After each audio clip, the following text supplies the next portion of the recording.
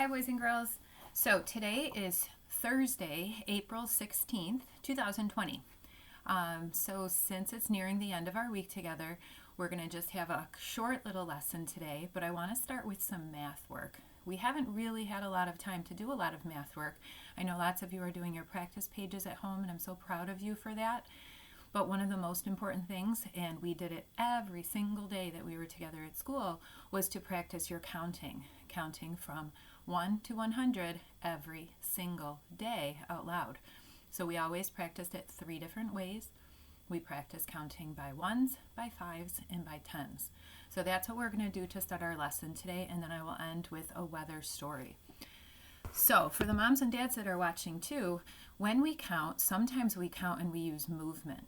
And when we do that movement, we try really hard to do something called crossing over the midline. So the midline is the center of your body.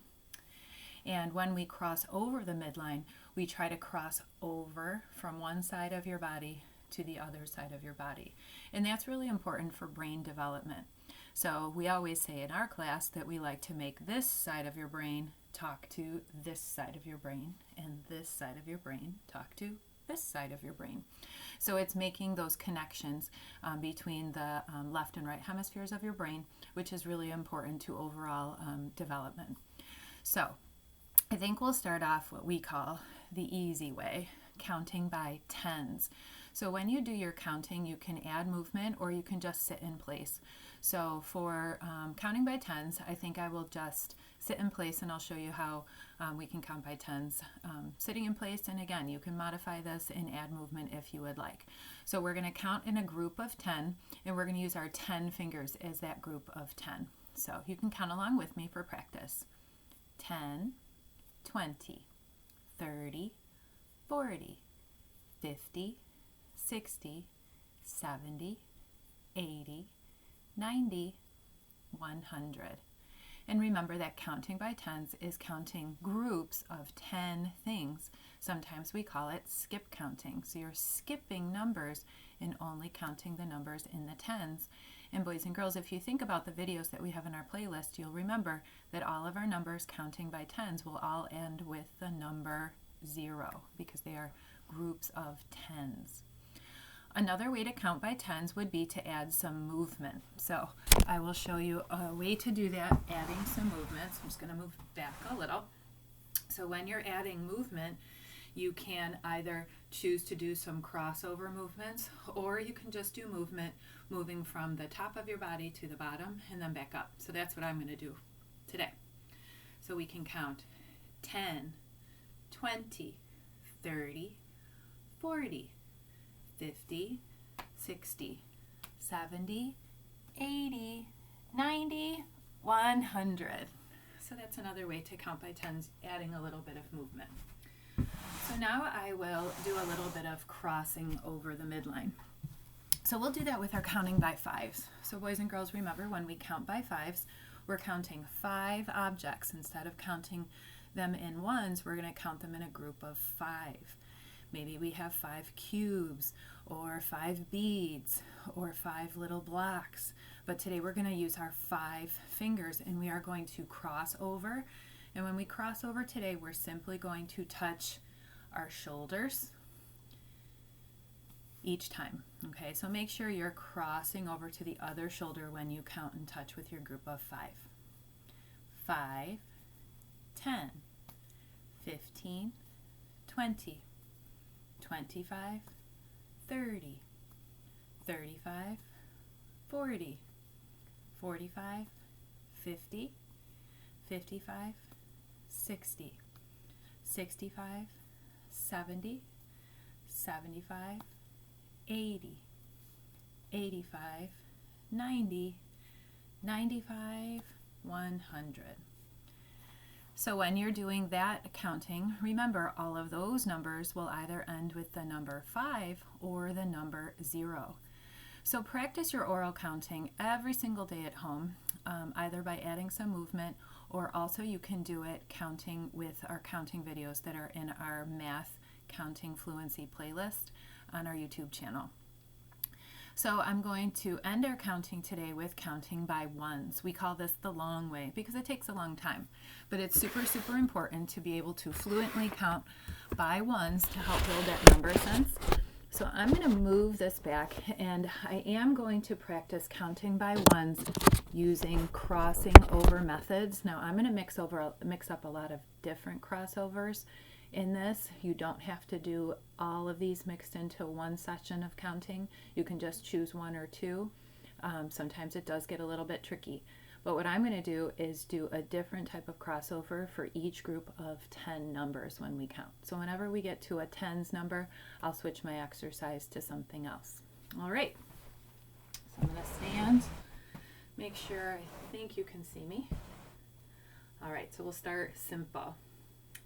1, 2, 3, 4, 5, 6, 7, 8, 9, 10, 11, 12, 13, 14, 15, 16, 17, 18, 19, 20, 21, 22, 23, 24, 25, 26, 27, 28, 29, 30, 31, 32, 33, 34, 35, 36, 37, 38, 39, 40, 41, 42, 43, 44, 45, 46, 47, 48, 49, 50. Now I'll do toe touches. 51, 52, 53, 54, 55, 56, 57, 58, 59, 60, 61, 62, 63, 64, 65, 66, 67, 68, 69, 70. Now this is tricky.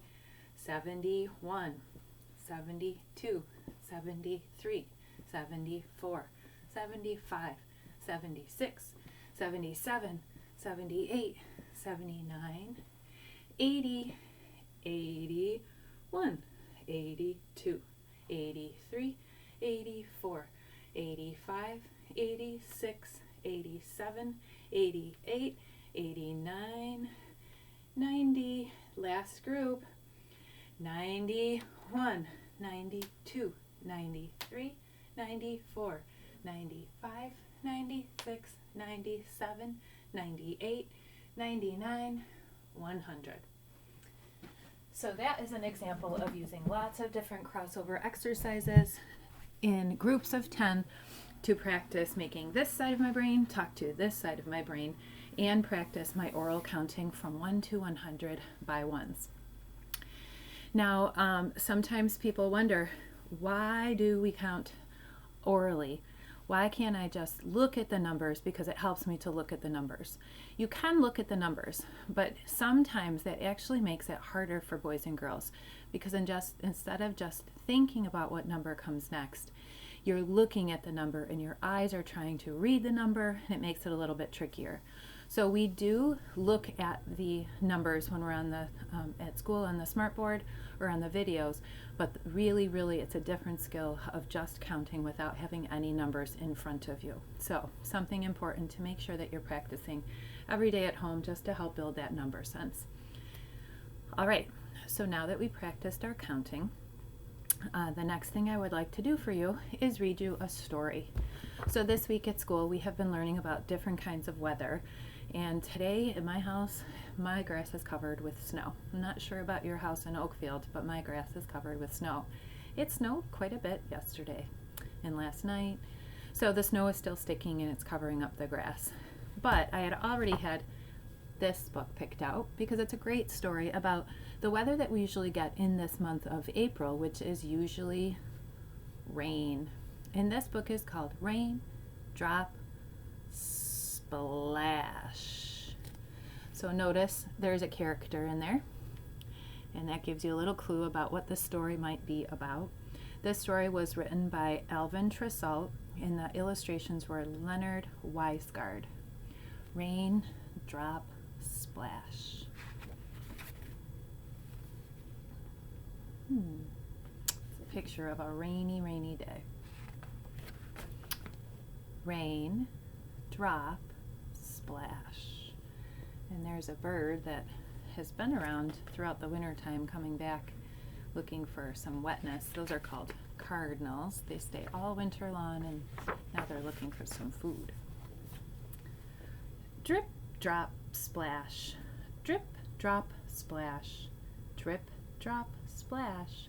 Went the rain all day. That little kitty's looking out the window.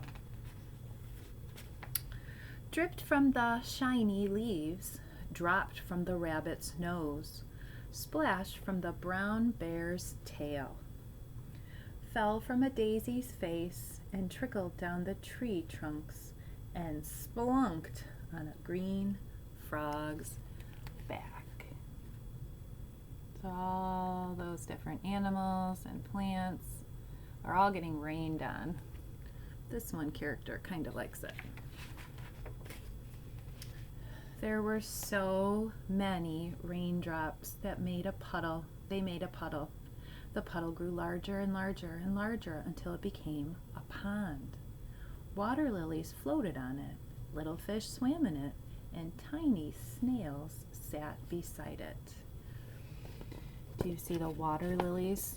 Water lilies are a plant that has a little flower, and they float on top of a pond. There's the fish swimming underneath the water, and the little snail right beside it. Snails love moist dirt. Still, it rained. Drip, drop, splash. Drip, drop, splash. Drip, drop, splash. The little pond grew larger and larger and spilled right over into a brook. Now, a brook is another name for water that moves along, like a creek or a stream. It's a brook. Usually it's kind of small, not really big. Brook. Tumbling and splashing and running down the mountain scared a chipmunk, splashed some violets past a mother deer, showing her baby how to drink. Jumped over the big stones and fell onto deep pools and rested on a bed of soft green moss. And then it tumbled into a lake. You see the chipmunk and the violets. Violets are flowers. Past the mother deer, showing her baby how to drink from the water. The brook went over the stones and fell into deep pools, and then it stopped. And then it just went into a big lake. So a brook is moving water, and it led to a big lake. Notice some of these pictures are black and white, and then some are color. I think that might help the reader notice what the author is talking about. Now it was a big lake with big fish and a tall pickered weed, and dragonflies skimmed over the water. Turtles floated quietly, and a red-winged blackbird built his nest in the rushes.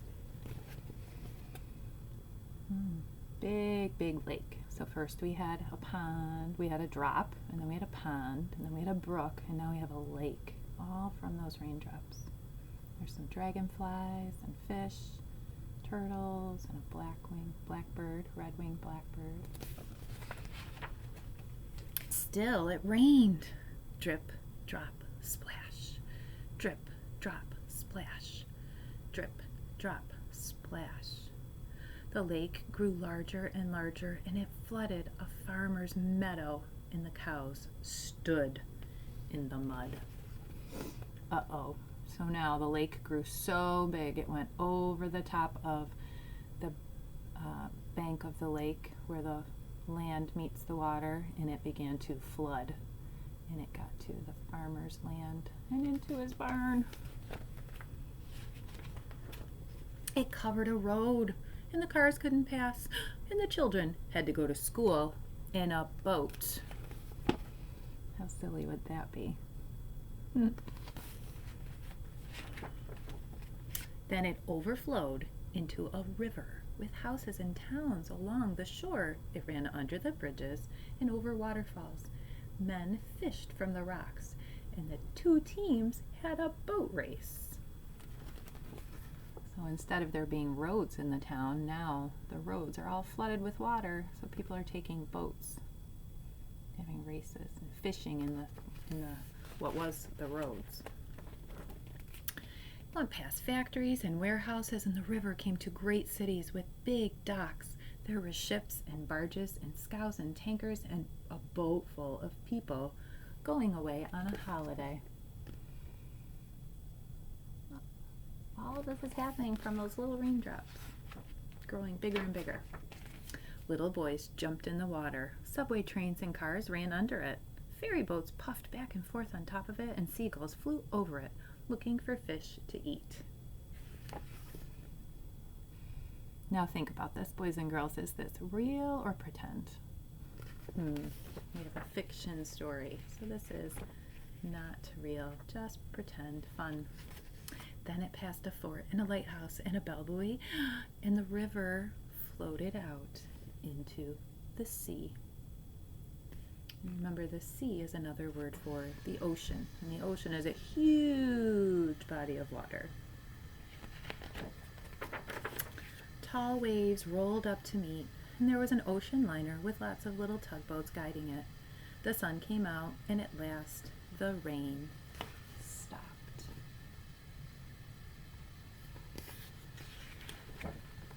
And that is the end of the story, Rain, Drop, Splash. So I think the rest of our month of April will probably give us some crazy weather again. More days filled with rain than any other kind of weather is what I'm guessing. We'll have to wait and see about that. But there is the saying that April showers bring May flowers. So hopefully that'll give us some nice weather in the month of May. So boys and girls, I hope you had fun counting. Make sure you try to practice your counting every single day. And remember, lots of my friends are already in the 100 Club. Even if you're in the 100 Club, you should still be practicing your counting every single day to get ready for first grade. If you're not in the 100 Club yet, practice at home. Ask your mom or dad to take a video, and if they take that video and share it with me, then we can put you in that 100 Club. Remember, you have to count by 5s, by 10s, and by 1s with no help and no mistakes. More practice, the quicker you'll get there.